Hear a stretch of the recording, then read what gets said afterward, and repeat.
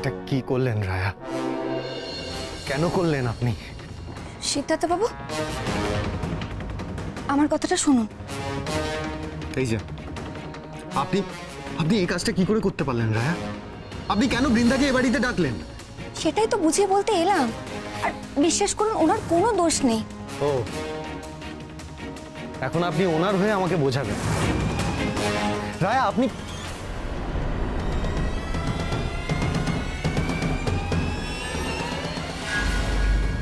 রায়া কেন বলছেন না আপনি? আচ্ছা ঠিক আছে, আমাকে আমাকে আপনি ডিটেলসে বলুন ওখানে কি হয়েছিল। ধরুন ম্যাজিক। আর সেই ম্যাজিকের মূল্য কি?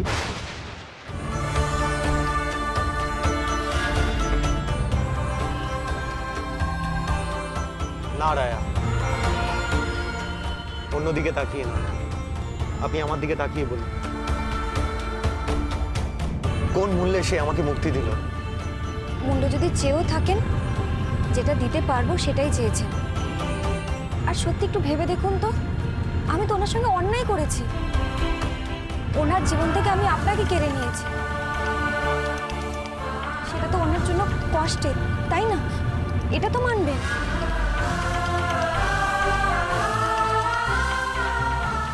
তার মানে এটাই ছিল সেই মূল্য যার বিনিময়ে বৃন্দা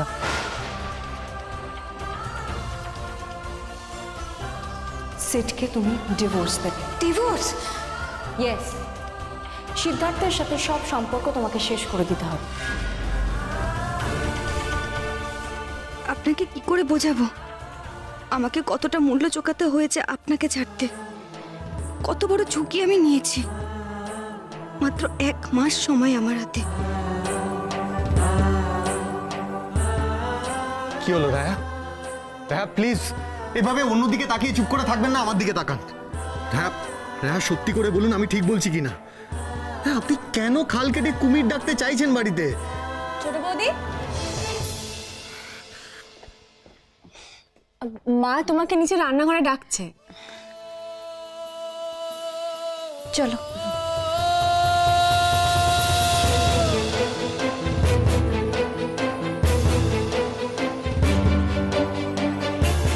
আপনি কতক্ষণ এড়িয়ে পালাবেন রায়া?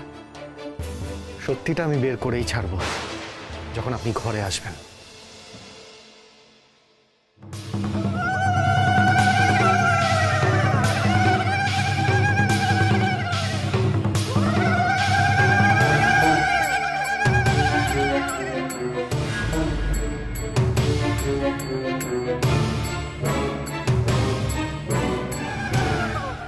ঠাম্মি,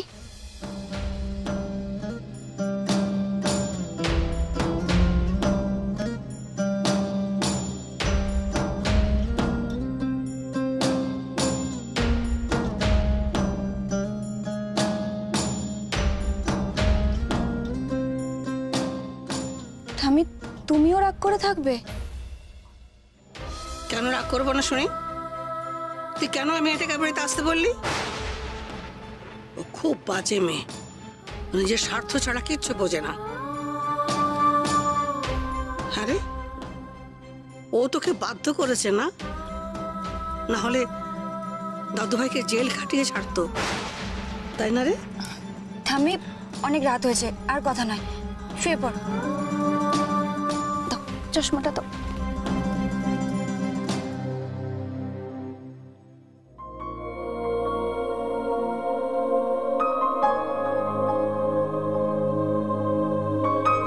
কি হলো, এত রাত হয়ে গেল এখনো আসছেন না কেন রায়া? রায়া,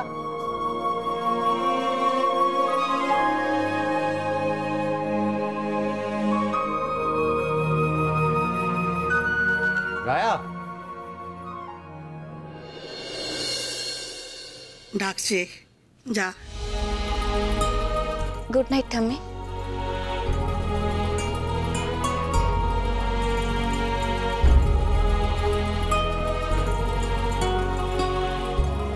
বিনটা যখন এখানে এসেছে তখন না জানি আবার কার কি ক্ষতি করে। কোথায় যাচ্ছ? ঘরে উনি ডাকলেন। শর্তের কথা ভুলে গেছো বুঝি?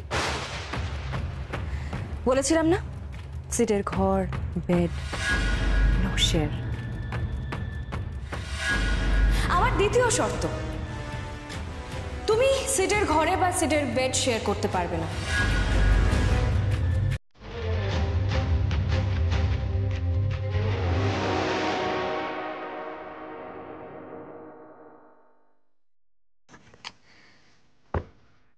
হ্যাঁ, এত দেরি করছেন কেন?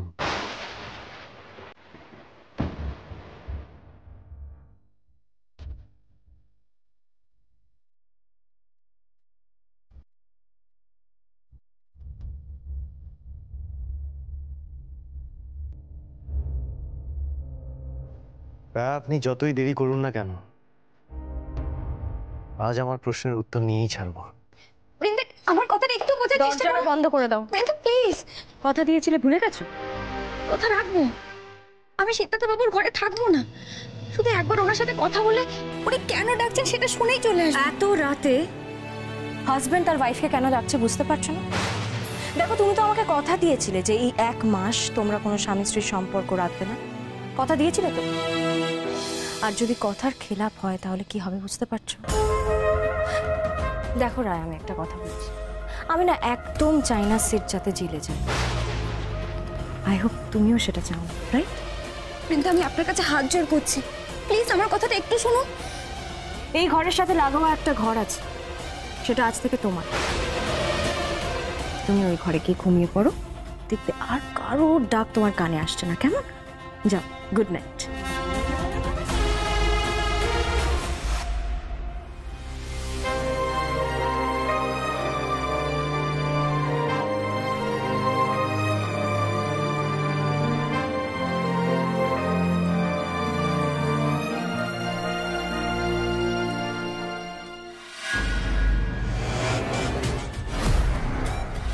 শোনো ডক্টর সিদ্ধার্থ সেন, তোমার সঙ্গে আমার মেয়ের বিয়ে হচ্ছে, এখানে ছেলে খেলা হচ্ছে না। বিয়ের মণ্ডপ ছেড়ে যাওয়ার কথা তুমি ভাবছো কোন সাহসে? আমি রায়ার কোনো অসম্মান হতে দেব না, আর এটাই আমার ভাবনা। আর আমার সময় কার কি হবে সিট? আসুন, এক্ষুনি ছাদনা তলায় আসুন।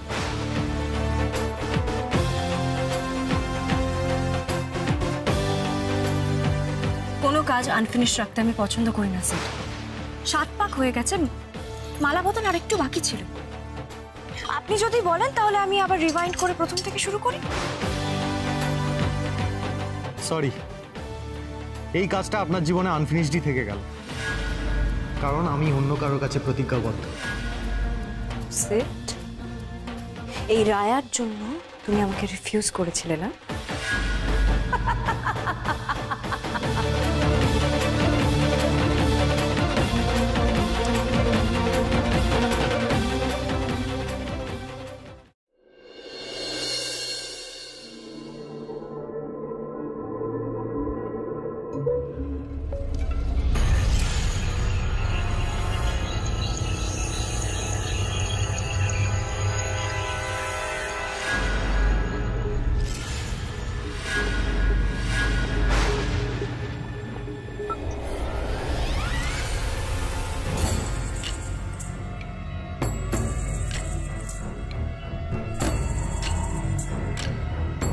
কে কে ওখানে?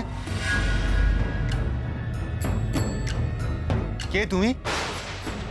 কেন এসেছো?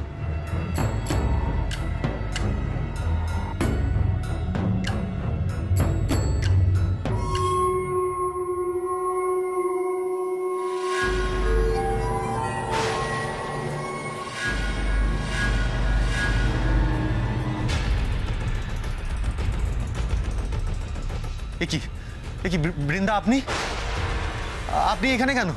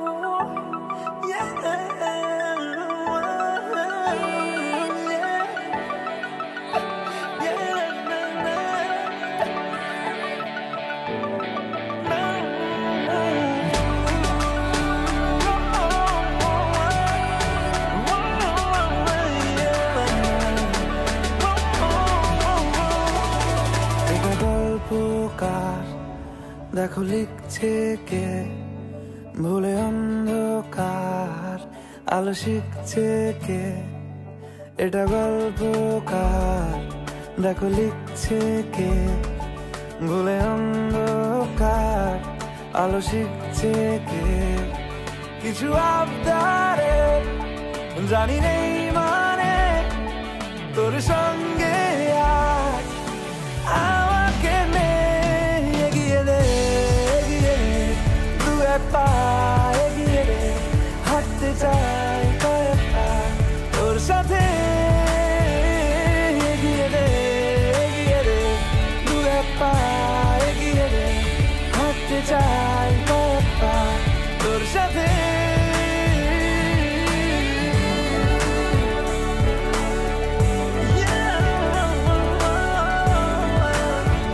কাল রাতে এলেন না কেন আপনি? এত ডাকলাম। চলতে হাজারো রকম ওঠা পড়া এসেছে যখন, একা আমি তোকে তখন আগলে যাই। কেন আমার কাছ থেকে পালিয়ে বেড়াচ্ছেন আপনি? ঝাড়া ঝাপটা মৌসুম এলে, ফাঁকা একটু সময় পেলে তোকে আমি আমার কথাও বলতে চাই। কিছু আবদারে জানি নেই মানে তোর সঙ্গে আজ আমাকে নে এগিয়ে দে দু এক পা এগিয়ে দে। রায়ের একটা ব্রত আছে।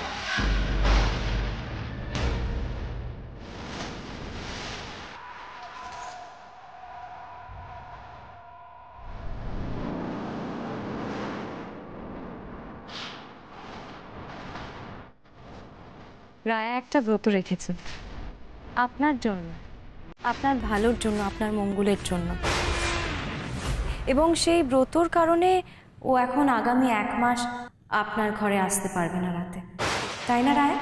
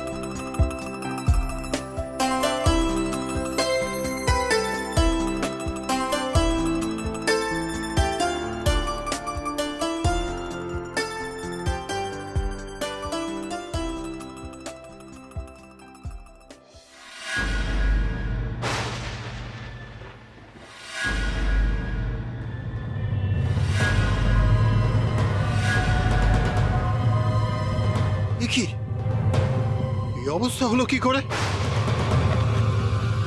কি কাণ্ড! গাছগুলো এইভাবে পুড়ে গেল কি করে? মালিটা কোথায়? ও বেটা এখনো আসেনি। কি আশ্চর্য! কি করে কি কেউ পাঁচিল ডিঙে এসে না আসবে কি করে? আর আসেও যদি, গাছগুলো পুড়িয়ে কি লাভ? Security, security!